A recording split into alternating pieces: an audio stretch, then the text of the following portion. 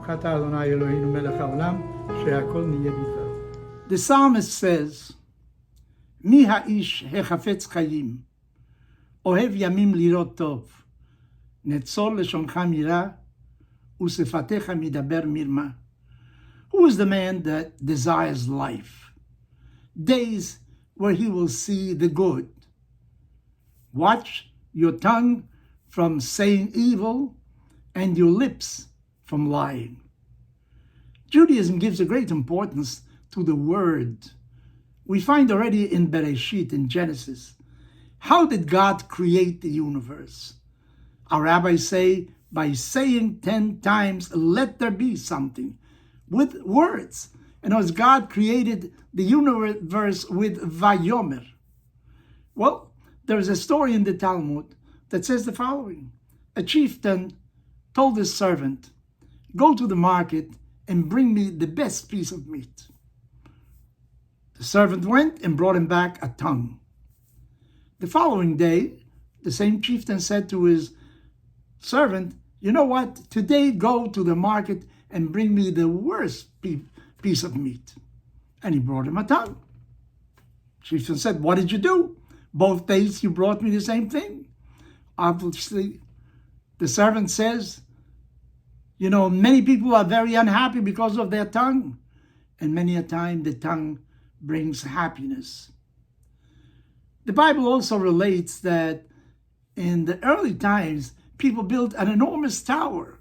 They wanted to have one language, one tradition for everybody. But God confused their language and they dispersed over the earth. And this is how new languages were born. Because language isn't only a means of saying this is a table, this is a chair. Language says something about thoughts, about feelings. It says something about culture, about who you are really. Our rabbis say that one of the basic differences between man and animals, even though we share many of biological needs, it's because we speak and they don't. As a matter of fact, our rabbis say when God gave some of his spirit into the nostrils of the first man, Adam, what he really did was give him the ability to speak. Because by speaking, you also formulate ideas. It is much more than just communicating one with another. There's a whole science of language that is very complex. How it came about, what it really signifies for man, the use of language. It is very, very complicated. Actually speaking is like an arrow. You shoot an arrow, but once you shoot it, it has a certain trajectory that it's going to take. You cannot take it back. You cannot take back your words either. There is a story about a man that gave out a false rumor about somebody else, and afterwards he wanted to do amends for what he had done. So he went to the rabbi. The rabbi said, you know what? Go take a number of seeds into your hand and go into the field and throw them into the air. And 2 weeks later, come back to me. Well, the man did as the rabbi said. 2 weeks later, he came back, and the rabbi said, at the question of the man, what should I do now? The rabbi said, go pick up the seeds that you threw away to the wind 2 weeks ago. The man said, that is impossible. How can I find the seeds? They're all over the place. Well, the lesson obviously is, this is what happens with an evil tongue. You know, things that you say, you can no longer really retrieve it.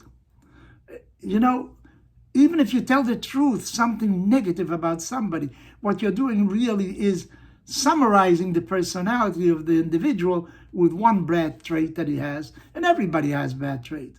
Even if you tell the truth. Of course, if you tell a lie, that is called lehotzi shem ra. That's even worse. What shall we do if we have this propensity of speaking maybe negative things about people? maybe we should think about the contents of our conversation. You know, when you speak to somebody else, stop referring to individual traits of other people. Talk about issues. Talk about what's going on in the world. Talk about the problems of your family. Don't talk about individuals, about people. Don't spend the ability of talking into banal things that have no purpose at all. Don't spend it on idle things. Be aware that it is a great gift that God has given you, and use your ability to speak in order to bring about better understanding in this world, clarifying ideas, defining thoughts, issues that are important to you and to other human beings.